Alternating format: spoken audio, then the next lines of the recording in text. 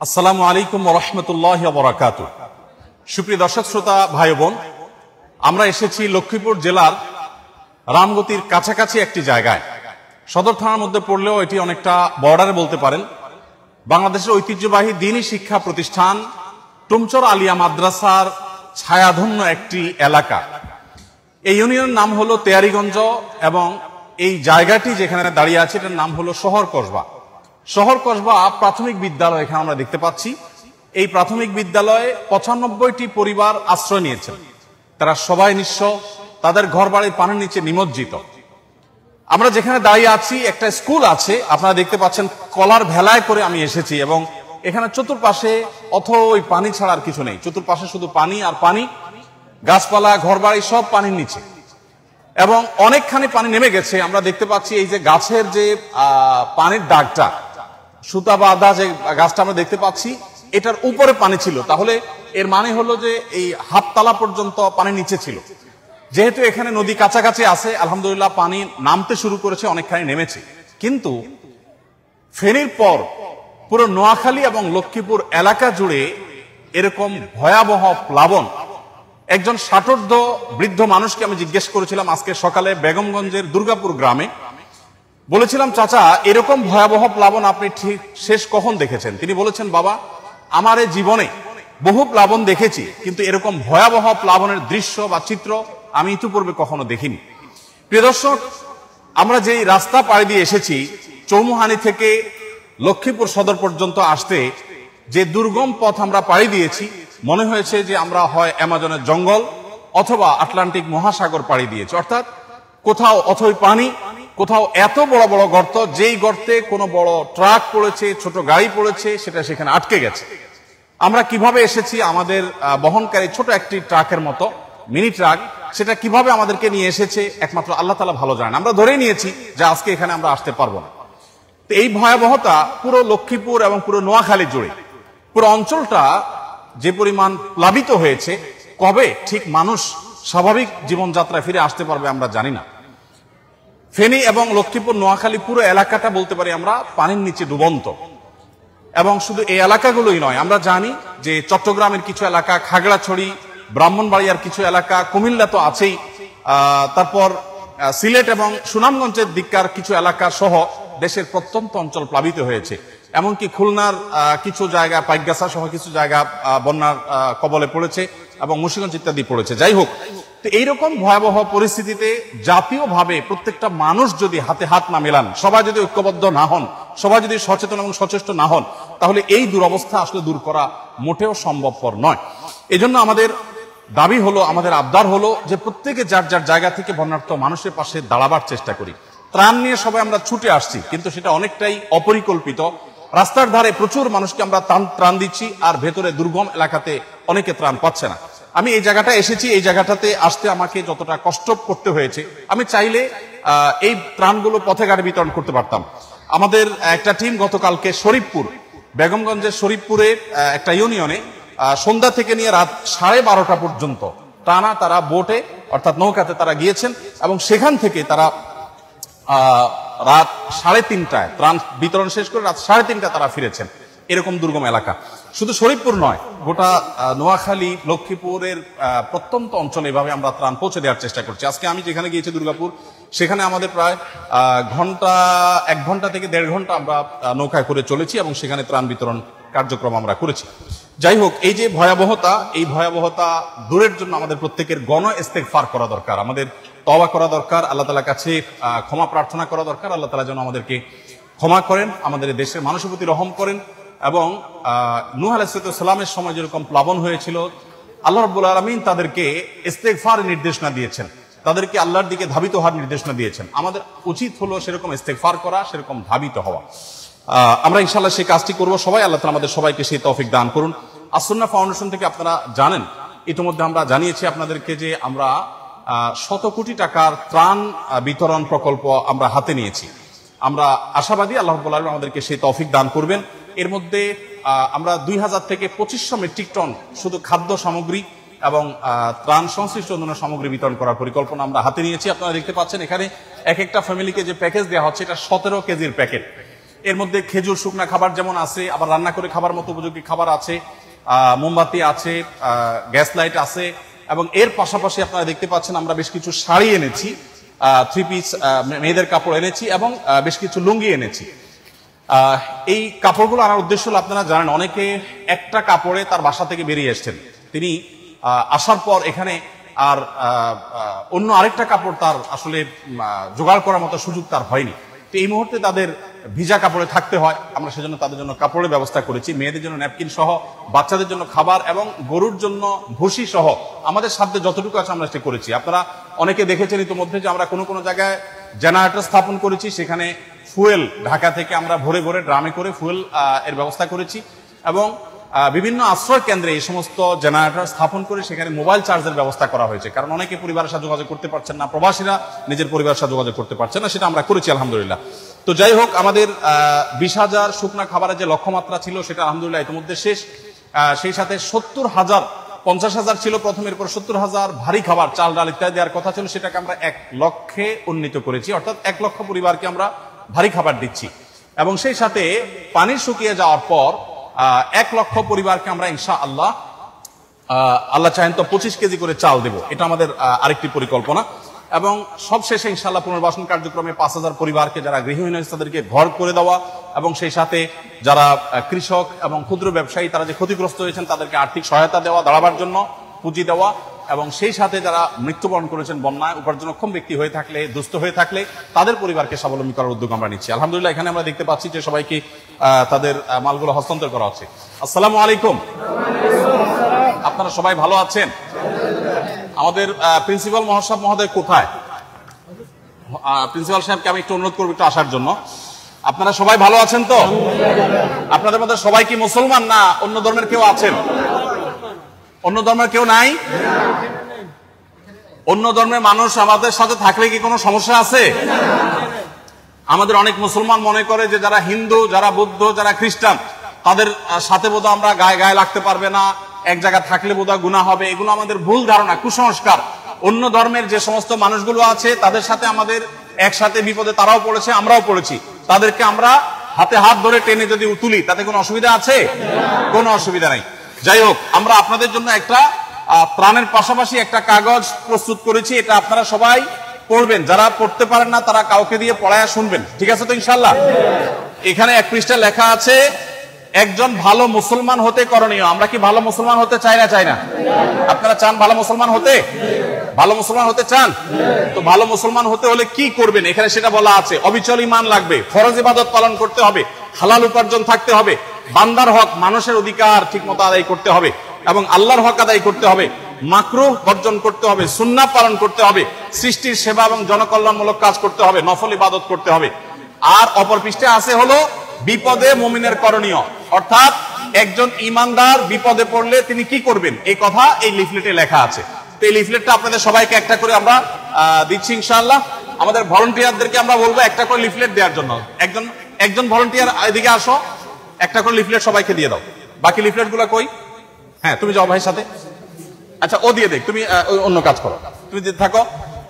প্রিয় দর্শক, আমরা এখানে দেখতে পাচ্ছি যে আমার পাশে আমার শ্রদ্ধাভাজন ব্যক্তিত্ব, ওস্তাদ তুল্য ব্যক্তিত্ব, লক্ষ্মীপুরের কৃতি সন্তান, লক্ষ্মীপুরের শুধু নয় গোটা বাংলাদেশের সবচেয়ে প্রাচীনতম দ্বীনি শিক্ষা প্রতিষ্ঠান আলেমগড়ার মাদ্রাসা, টুমচর মাদ্রাসা পার্শ্ববর্তী। আমি জানি এটা চরমটুয়া, আমি বলছি যে টুমচর মাদ্রাসা যে আছে সেই টুমচর মাদ্রাসার পাশে আমরা আছি, চরমটুয়া মাদ্রাসা। তো প্রিন্সিপাল সাহেব মহোদয় আসেন, আমরা ওনার দোয়া নিব ইনশাআল্লাহ, এবং ওনার কাছ থেকে আমরা একটু কথা শুনবো। আপনি একটু আমাদের ভাইদের উদ্দেশ্যে যদি 1-2 লাইনে অন্তত কিছু বলেন যে তারা বিপদগ্রস্ত হয়েছেন, এখন তাদের এই মুহূর্তে কি নসিহতটা করা দরকার? আসলে 1-2 মিনিটে কথা বলতে গেলে এতটুকু বলতে হয় যে আমরা সবাই আল্লাহর দিকে মোতাবাজ্জি হতে হবে। রব্বুল আলামিন একটু আযাব দেয়, ইবতিলা হয়, পরীক্ষা নেয়, এটার দ্বারা উদ্দেশ্য হলো লাআল্লাহুম ইয়ারজিউন, যাতে মানুষ আল্লাহর দিকে ফিরে যায়। আমরা কোনো বন্দার দিকে যাব না, আল্লাহর দিকে যাব। আর বন্দা যদি কোনো সহযোগিতা করে তার শুকর গুজার হব। আল্লাহ আমাদেরকে সকলের একে অপরের সহযোগিতা করবার তৌফিক দান করেন। আল্লাহ বলছে তাআওয়ানু আলাল বিররি ওয়াত তাকওয়া ওয়ালা তাআওয়ানু আলাল ইসমি ওয়াল উদওয়ান। ভালো কাজে আমরা একে অপরের সহযোগিতা করব, যতটুকু পারি। আমি আমার সাধ্য অনুযায়ী আলোচনা উপকার করার চেষ্টা করব। আল্লাহ আমাদেরকে তৌফিক দান করে। আল্লাহুম্মা আমিন। জাযাকুমুল্লাহ খাইর। হযরতের হায়াতকে আল্লাহ পাক আরো দীর্ঘায়িত করে। এত কষ্ট করে আসছেন, এই জন্য ওনার জন্য দোয়া করি হযরত শেখ আহমদুল্লাহকে রব্বুল আলামিন পুরা মুসলিম বিশ্বের খেদমত করবার তৌফিক দান করে। আর আমি মনে করি যে এখানে আসা আজকে শেষ আসা নয়, বিপদের সময় আসছে, সুখের সময় যেন আমাদেরকে দেখতে আসে। ধন্যবাদ প্রিয় দর্শক, আমরা হযরতের কথা শুনলাম আলহামদুলিল্লাহ। চরমটুয়া মাদ্রাসার পাশে আমরা এটা কাজ করলেও এখানকার আরেকটা বড় চরমটুয়াটাও দ্বীনি শিক্ষা প্রতিষ্ঠান হিসাবে প্রাচীনতম। কত বছর আগে? আচ্ছা, এটা তো 35 বছরের কম কি? আমার বয়সের ধাক্কা প্রায়। তো যাই হোক, টুমচর আলিয়া এবং চরমটুয়া কয় মাদ্রাসা, দুইটা মাদ্রাসায় লক্ষ্মীপুরের প্রাচীনতম সবচেয়ে পুরাতন দ্বীনি শিক্ষা প্রতিষ্ঠানগুলোর একটি। আমরা দীর্ঘায়িত করব না প্রিয় দর্শক, আপনাদেরকে জানিয়ে রাখতে চাই আমাদের সব বেনিফিশিয়ারি ভাইদের হাতে হাতে সবাই কাগজটা পাইছেন সবাই? আপনারা এই পাশে পাই নাই তো? এই পাশে সবাইকে দিয়ে দেন। সেই সাথে ওনাদের জন্য আপনাদের মধ্যে যারা বৃদ্ধ আছে সবাইকে আমরা দিতে পারছি না, তাদের জন্য আমরা একটা করে লুঙ্গির ব্যবস্থা করেছি, কারণ আপনারা অনেকে এক কাপড়ে আসছেন। আবার যারা মা বোনরা আছেন, উপরে মহিলারা আছেন, মহিলাদেরকেও দেওয়া হবে, তাদের জন্য আমরা মহিলাদের উপযোগী পোশাক এনেছি। ইনশাল্লাহ শিশুদের উপযোগী কিছু পোশাকও আমরা দেব, এবং মহিলাদের একান্ত যে সমস্ত আপনার প্রোডাক্টের প্রয়োজন হয়, বাচ্চাদের কিছু প্রোডাক্টের প্রয়োজন হয়, সেগুলো আমরা আলাদা করে রেডি করেছি। মা বোনদের পোশাকগুলো একটু এবং লুঙ্গিগুলো একটু দিয়ে দাও। লুঙ্গিগুলা কই? লুঙ্গির তালিকা কার কাছে? আসেন, হযরতের হাত দিয়ে দেন। হযরত আপনি এই পাশে দেন, এই পাশে দেন। জি জি, আচ্ছা, এই সাইড লুঙ্গি। আচ্ছা, ওই সাইডে কি থ্রি পিস কারা বা মেয়েদের কাপড় কারা নেবেন? মেয়েদের কাপড়টা কারা নেবেন? আচ্ছা, এগুলা দিয়ে দাও, তোমরা দিয়ে দাও, যারা যারা পাবে তাদেরকে দিয়ে দাও। আমি একটু কথা বলি। হ্যাঁ, ঠিক আছে, আমি একটু কথা বলি। আলহামদুলিল্লাহ প্রিয় দর্শক, আমি যেটা বলছিলাম যে যারা ত্রাণ নিয়ে আসছেন, আপনাদেরকে আমরা অনুরোধ করব, স্থানীয় যে লোকজন আছেন, এই স্থানীয় লোকজন যারা আছেন, বাচ্চাটাকে কেউ একটু দেখেন না, একটু বাচ্চাকে একটু থামানোর চেষ্টা করেন। বলছিলাম যে যারা ত্রাণ নিয়ে আসছেন ফেনী, লক্ষ্মীপুর, নোয়াখালী, কুমিল্লা বা যে কোনো এলাকাতে, আপনাদেরকে আমরা অনুরোধ করছি যে আল্লাহর ওয়াস্তে আপনারা স্থানীয়ভাবে যারা আছে এই স্থানীয় লোকজনের সাথে আপনারা যোগাযোগ করবেন, তাদের সহযোগিতা নেবেন। বাহির থেকে এসে নিজে হঠাৎ করে দিবেন, আপনি ত্রাণগুলো নষ্ট করে যাবেন, কাজে লাগবে না। এই জন্য স্থানীয় আলেম ওলামারা, সবচেয়ে বিশ্বস্ত ব্যক্তিবর্গ, তাদের সহযোগিতা নিতে পারেন, অথবা বিভিন্ন পর্যায়ের যে সমস্ত স্থানীয় ব্যক্তিরা আছে সৎ, তাদের সহযোগিতা আপনি নিতে পারেন। বিভিন্ন জায়গা থেকে আমাদের কাছে একটা আবদার আসছে, একটা আবেদন আসছে, সেটা হলো যে এগুলো মেয়েদের জন্য পোশাক না? হ্যাঁ, মেয়েদের জন্য, মেয়েদের পক্ষ থেকে তাদের পুরুষ মাহরাম যারা আছেন তারা এখানে পোশাক নেবেন। আলহামদুলিল্লাহ ভালো মানের পোশাক, একেবারে নতুন, মেয়েদের জন্য এগুলো দেওয়া হচ্ছে এবং ছেলেদের জন্য লুঙ্গি দেওয়া হচ্ছে। আমি যেটা বলছিলাম যে বিভিন্ন জায়গা থেকে আমরা একটু নীরবে থাকি, আওয়াজ না করি। আমরা যেটা বলছিলাম যে অনেক জায়গা থেকে আমাদেরকে বলা হচ্ছে অমুক এলাকাতে দুর্গম জায়গা, সেখানে ত্রাণ পৌঁছে নেয়, আপনারা চলে যান। সারাদিন সারা রাত যতক্ষণ জেগে থাকি ততক্ষণ মোবাইলে এই তথ্যগুলোকে আমাদের টিমের কাছে আমরা ফরওয়ার্ড করে থাকি, অনবরত তাদের কাছে আমরা এগুলো দিতে থাকি, এবং তারা সেগুলোকে যথাস্থানে তারা পৌঁছে দেওয়ার চেষ্টা করে। ইতিমধ্যে গতকাল থেকে সৌদি আরব থেকে SMS আসছে আমার কাছে, এবং বলা হলো যে ফেনীর শহরে একটা হিন্দু পরিবার, তারা অত্যন্ত কষ্টের মধ্যে আছে। ফেনী শহরের এখনো কিছু কিছু জায়গা বিদ্যুৎ নাই, পানি নাই, সেখানে ভয়াবহ অবস্থা বিরাজ করছে। আলহামদুলিল্লাহ আজকেই আমাদের টিমের সদস্যদেরকে বলেছি, সবার আগে খুব গুরুত্বের সাথে তাদের বাসায় এগুলো পৌঁছে দাও, এবং তাদের প্রাইভেসি যাতে কোনোভাবে নষ্ট না হয়, সেভাবে শুধু দরজা খোলার পর দরজার সামনে রেখে চলে আসবা। তো আলহামদুলিল্লাহ আমরা আমাদের সাধ্য অনুযায়ী চেষ্টা করছি, কিন্তু এখানে কিছু ভুল হচ্ছে। সেটি হলো, অনেকে আছেন যারা দূর থেকে না জেনে তারা এই তথ্যগুলো দিচ্ছেন, ইনফরমেশন দিচ্ছেন, আসলে তথ্যগুলো সঠিক নয়। যেমন দেখা গেল যে যাকে সাহায্য করতে বলছেন তিনি আসলে ইতিমধ্যে পেয়েছেন সাহায্য, অথবা তিনি সেই জায়গায় নাই, হয়তো কখনো দরকার হয়েছে এবং সেটা সলভ হয়ে গেছে, কিন্তু সোশ্যাল মিডিয়াতে পেয়ে আমরা সেটাকে গণহারে প্রচার করে বেড়াচ্ছি। এতে আমাদের যে ভলান্টিয়াররা আছে যারা কাজ করছে, তাদের সময় নষ্ট হয়, তাদের এফিসিয়েন্সি নষ্ট হয়। এই বিষয়টা আমরা একটু বিশেষভাবে খেয়াল রাখবো। আরেকটা জিনিস আমরা মনে রাখি যে আসুন্নাহ ফাউন্ডেশন সারা দেশের প্রত্যেকটা বন্যা কবলিত এলাকায় পৌঁছে যাওয়ার চেষ্টা করছে। আপনারা আমাদেরকে তথ্য দিয়ে সাহায্য করছেন, আমরা সেজন্য আপনাদের শুকরিয়া জানাই, কিন্তু আমরা আমাদের জায়গা থেকে কোনো ত্রুটি করছি না। আপনাদেরকে আমি আশ্বস্ত করতে চাই, ফেনী, লক্ষ্মীপুর, নোয়াখালী, কুমিল্লাতে শুধু নয়, আমাদের মাল আগামীকালকে ইনশাআল্লাহ খুলনার পাইকগাছা পৌঁছে যাবে। গতকালকে 3টা লরি মাল আমাদের 3টা লরি মাল সেনাবাহিনীর মাধ্যমে আমরা পাঠিয়েছি, তার একটা গেছে সিলেটে, একটা গেছে কুমিল্লাতে, আরেকটা গেছে চট্টগ্রামে। অর্থাৎ বন্যা কবলিত প্রত্যেকটা এলাকাতে আমরা চেষ্টা করেছি আমাদের সাধ্য অনুযায়ী ত্রাণ সামগ্রী দেওয়ার। আর এর বাইরে আমাদের সাধ্যের বাইরে যেগুলো আছে সেগুলোতে সেনাবাহিনীর সহযোগিতা আমরা নিচ্ছি। অর্থাৎ যেখানে আমরা রিমোট এরিয়া যেতে পারছি না, সেনাবাহিনীর কাছে আমরা গতকালকে আমি 3 ট্রাক মালামাল, 3টা কাভার্ড ভ্যান ভর্তি মালামাল হস্তান্তর করেছি। তার আগে 2 ট্রাক মালামাল আমি মহিপাল সেনা ক্যাম্পে হস্তান্তর করেছি। প্রতিনিয়ত যাচ্ছে। আমাদের কাজের পরিমাণটা যদি আমি আপনাদেরকে বলার চেষ্টা করি, আমাদের কাজ হলো প্রায় গত পরশুদিন আমাদের 16টা কাভার্ড ভ্যান এবং ট্রাক ভর্তি মালামাল বোঝাই হয়েছে। সারাদিন কাজ করার পর শত শত মানুষ ঢাকায় কাজ করছে বন্যার্ত মানুষের জন্য। এবং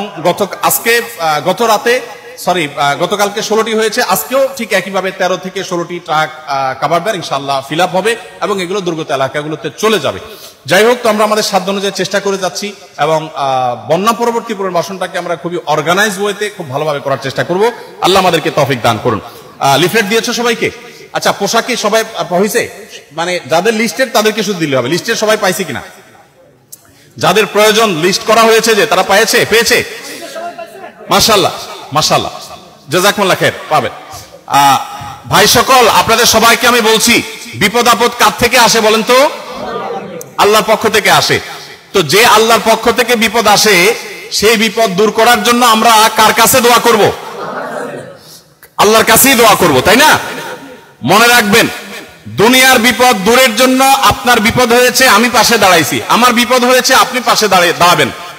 মরার পরে যদি বিপদে পড়ি আমরা, সেই বিপদে কেউ আপনার পাশে দাঁড়াতে পারবে?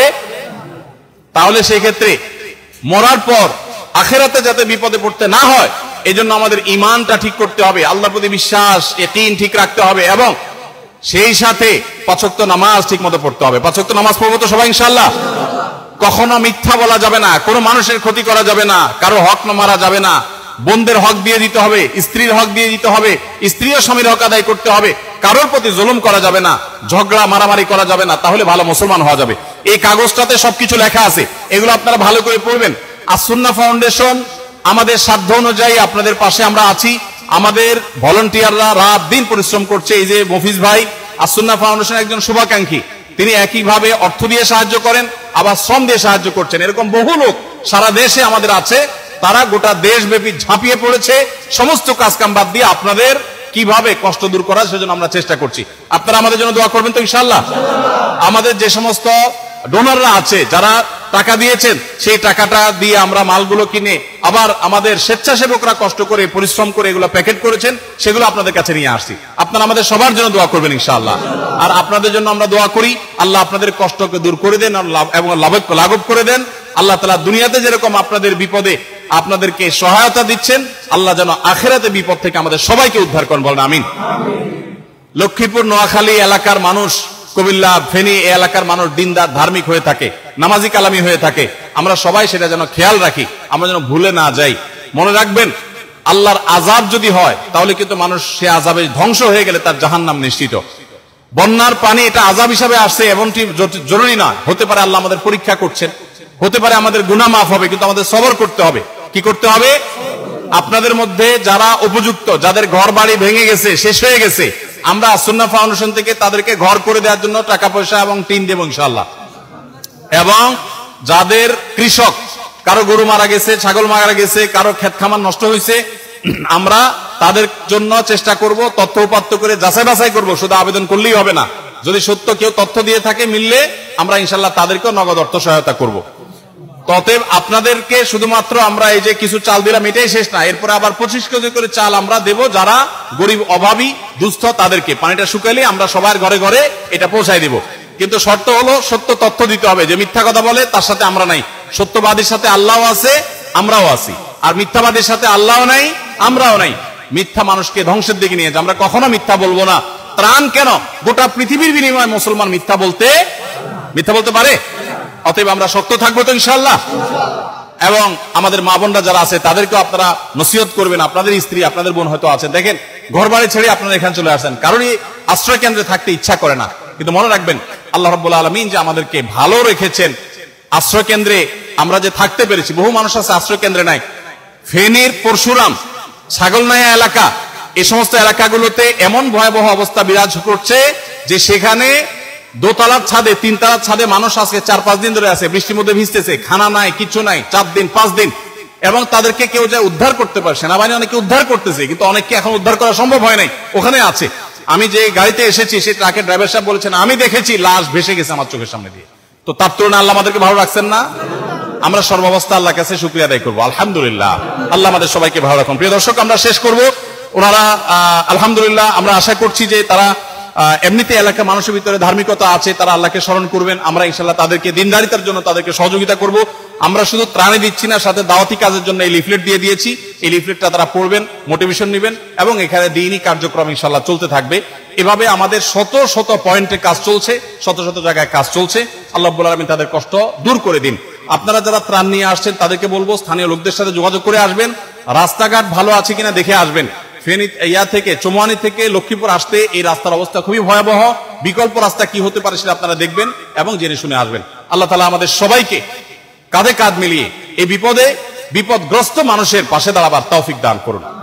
আমরা আমাদের সাধ্য অনুযায়ী চেষ্টা করছি, সবাই সবার সাধ্য অনুযায়ী চেষ্টা করলে ইনশাআল্লাহ, আমি আবারও বলি, 18 কোটি মানুষ দাঁড়িয়ে গেলে 50-60 লক্ষ মানুষের কষ্ট কখনোই কষ্ট থাকবে না, ইনশাআল্লাহ লাঘব হয়ে যাবে। আল্লাহ তাআলা আমাদের সবার সেই কষ্ট দূর করে দিন। এই প্লাবন সহ সকল প্রাকৃতিক দুর্যোগ থেকে আল্লাহ তাআলা আমাদেরকে হেফাজত করুন, এবং বাহিরের যে শত্রুতা যারা করছে আমাদের সাথে, আল্লাহ তাআলা তাদের মোকাবেলা করার মতো শক্তি সামর্থ্য আমাদের সবাইকে দান করুন। জাযাকুমুল্লাহ খাইর। আসসালামু আলাইকুম ওয়া রাহমাতুল্লাহি।